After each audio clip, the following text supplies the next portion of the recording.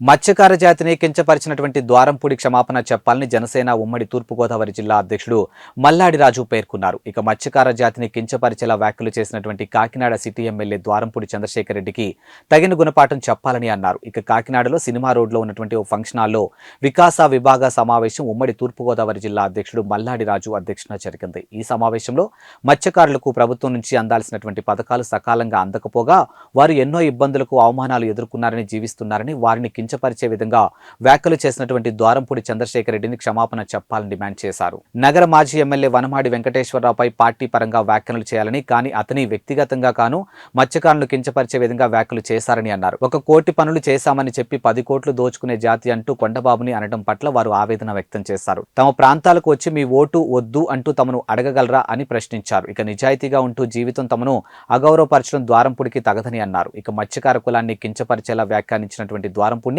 వచ్చే ఎన్నికల్లో మత్స్యకారులు ఐక్యమై ఇతర కులాల సహకారంతో ఓడించాలని పిలుపునిచ్చారు. ఇక మత్స్యకార జాతిని కించపరిచినటువంటి వ్యాఖ్యలను జనసేనాని పవన్ కళ్యాణ్ దృష్టికి తీసుకెళ్తామని అన్నారు. ఇక సమావేశంలో జనసేన మత్స్యకార విభాగం నాయకులు వంకా కొండబాబు, మైలంపల్లి రాజు, సోదే రవికిరణ్, లంకె వెంకట్రావు తదితరులు పాల్గొన్నారు. మీడియా మిత్రులందరికీ నా హృదయపూర్వకమైన వందనాలు. నా పేరు వంకా కొండబాబు, మత్స్యకార వికాస విభాగం రాష్ట్ర ఉపాధ్యక్షులు. ఈ మీడియా సమావేశం ఎందుకంటే గడిచిన రోజు చంద్రశేఖర్ రెడ్డి గారు జాతిని విమర్శించాడు. ఎందుకంటే ఇక్కడ మాజీ ఎమ్మెల్యే వనమాడి కొండబాబు గారికి, దోరపూడి చంద్రశేఖర్ రెడ్డి గారికి పార్టీ పూర్వకం కావచ్చు, ప్రతిపక్షులు ఈయనున్నాడు కాబట్టి, ఎమ్మెల్యేగా ఆయన ఉన్నాడు కాబట్టి వారి ఆరోపణలు ఉంటాయి, ఎవరికైనా సాధ్యమే. ఆ ఆరోపణల్లో చంద్రశేఖర్ రెడ్డి ఏమన్నాడంటే 1 కోటు ఖర్చు పెట్టి 10 కోట్ల అనే జాతి కాదు అని విమర్శించాడు. అయ్యా దోరపూడి చంద్రశేఖర్ రెడ్డి గారు, మా జాతి చాలా నిజాతి అయిన జాతి, మా జాతి చాలా కరెక్ట్ అయిన జాతి. కానీ ఒకళ్ళని మోసం చేసి సంపాదించే జాతి అంతకన్నా కాదు. మా జాతి కొంతమందిని నిలబెట్టే జాతి, మా కష్టార్జిత ముందు మేము బ్రతికే జాతి మరి. కానీ ఈ కాకినాడ పట్టణంలో మరి మీరు జాతిని విమర్శించారు. రేపు జరిగే ఎన్నికల్లో మీరు మా జాతి దగ్గరికి వచ్చి ఓట్లు అడగకుండా ఉంటారా? నేను సభాముఖంగా, మీడియా సభాముఖంగా నేను చెప్తున్నాను, నువ్వు మా జాతిని విమర్శించావు కాబట్టి నీకు దమ్ము ఉంటే మా జాతోడి దగ్గరికి, ఎవరి దగ్గరికి వెళ్ళి ఓటు అడగకుండా నువ్వు నెగ్గులు నేను చూస్తాను.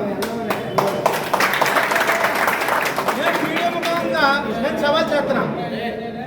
లేకపోతే త్వరలోనే ఇలా మీడియా సమావేశం పెట్టి నేను తప్పు చేశాను అని మా జాతికి సమాప్తి చెప్తామని నేను ఈ మీడియా ముఖంగా నేను హెచ్చరిస్తున్నాను. విజ్ఞప్తి. నమస్తే అండి. కాకినాడ స్థానిక ఎమ్మెల్యే అయినటువంటి ద్వారంపూడి చంద్రశేఖర్ రెడ్డి గారికి నోటి సరదా కొంచెం ఎక్కువగా ఉంటుందండి. ఎందుకంటే ఎప్పుడు ఎలా విమర్శిందామా, ఎప్పుడు బీసీ సంఘాలు విమర్శిందామా, ఎప్పుడు పాత్రికేయ మిత్రులు విమర్శిందామా, లేకపోతే ఈ కొండబాబు గారికి ఆయనకి ఏమన్నా పార్టీ పరంగా విభేదాలు ఉంటే పర్సనల్గా చూసుకోవాలి. కానీ నువ్వు ఉప్పు చేపలు అమ్ముకుంటావు, నువ్వు అలా చేస్తావు ఇలా చేస్తావు అని అని విమర్శించాడు. తర్వాత ఇప్పుడు జనసేన టీడీపీ కలిసి ఉమ్మడి మేనిఫెస్టోలో ఉమ్మడిగా పోటీ చేస్తున్న ఈ సమయంలో ఈయన కొండబాబు మీద పర్సనల్గా అయినా కొంచెం ప్రాబ్లం ఉంటే మీ పర్సనల్గా తిట్టుకోండి, కానీ ఇలాగా తిట్టుకోండి, కానీ జాతిని తిట్టడానికి మీరు అర్హులేనా? ఎందుకంటే కాకినాడ నగరంలో 1,00,000 మంది జనాభా ఉంటున్న మేము, ఓటర్లుగా 75 లక్షలు ఉంటున్న మేము, నీకు ఓట్లు వేసి ఎమ్మెల్యేగా నెగ్గించుకున్నందుకు 1 కోటి రూపాయలు ఖర్చు పెడితే 10 కోట్లు అని చెప్పుకునే జాతిని ఇదని విమర్శించడం అస్సలు సరైనటువంటి పద్ధతి కాదు అని మేము తెలియజేస్తున్నాం. ఇలాగైతే మీరు మా జాతి దగ్గరికి వచ్చి మీరు ఓట్లు అడగగలరా? ఏటిమొక దగ్గర నుంచి, తుమ్మలపేట దగ్గర నుంచి కాకినాడ నగరంలో ఎక్కడైనా ఓట్లు అడగగలరా? మీరు ఎవరు అడుగుతున్నారు? ఎవరు మెజార్టీతో మీరు ఎమ్మెల్యే అయ్యారు? మీరు మత్స్యకారుల ఓట్లతోనే కదా ఎమ్మెల్యే అయ్యారు. అటువంటిప్పుడు ఎమ్మెల్యే నెగ్గడానికి మత్స్యకారుల ఓట్లు కావాలి. కానీ మీరు మాత్రం మేము దళారుల కింద లేకపోతే దోపిడీదారుల కింద మంచి వాళ్ళు కాదని మీరు కోటి ఖర్చు పెడితే 10 కోట్లు దండుకునేటువంటి జాతిని విమర్శించడం తగదు అని తెలియజేస్తూ ఈ విషయాన్ని మీరు వెనక్కి తీసుకుని యావత్తు మత్స్యకార జాతికి సమర్పణ చెప్పాలని కోరుకుంటూ సెలవు తీసుకుంటాను. ధన్యవాదాలు. మరి పవన్ కళ్యాణ్ గారు నమస్కారం. మాకైతే నేను పెన్షన్ మేము పెన్షన్ పడుతూ బతుకుతున్నాం సార్. మేమైతే ఏంటంటే పెన్షన్ ఇచ్చినట్టు ఇచ్చి 2 మీటర్లు ఉంటే పెన్షన్ తీసేస్తారంటున్నారు సార్. లేకపోతే ఒక ఇల్లు ఉండాలంటున్నారు, 2 మీటర్లు ఉండకూడదు అంటారు సార్. ఆయన వచ్చినప్పుడు అయితే ఈ శివరి నుంచి ఆ శివరి దాకా మమ్మల్ని అంతా నడిపించి తూర్పు పక్క అంతా తీసుకెళ్ళాడు సార్. అప్పుడైతే క్యాస్ట్ బిల్లింగ్ లేదా సార్. ఇప్పుడు ఆయన వచ్చిన తర్వాత క్యాస్ట్ బిల్లింగ్ వచ్చిందా? మరి మా క్యాస్ట్ అనేది పొద్దున ఒక వీడియో చూసాను సార్. నేనైతే చాలా బాధపడ్డాను సార్. మాకు ఒక రాజు కూడా ఒక తల్లికి కొడుకే, మరి క్యాస్ట్ నివసించక ఎవరు కూడా లేదు సార్. మరి క్యాస్ట్ నివసించడం నేను చాలా ఫీల్ అవుతున్నానండి. మరి మాకైతే ఏం చేయలేదు సార్. మాకు ఒకసారి రెడ్డి గారి దగ్గరికి మీటింగ్ కనుక వెళ్తే వాచ్మెన్తో కూడా కొట్టించారు సార్. ఒక లేడీస్ కోసుకుంటే ఆ వాచ్మెన్తో లేడీస్ని కూడా కొట్టించారండి.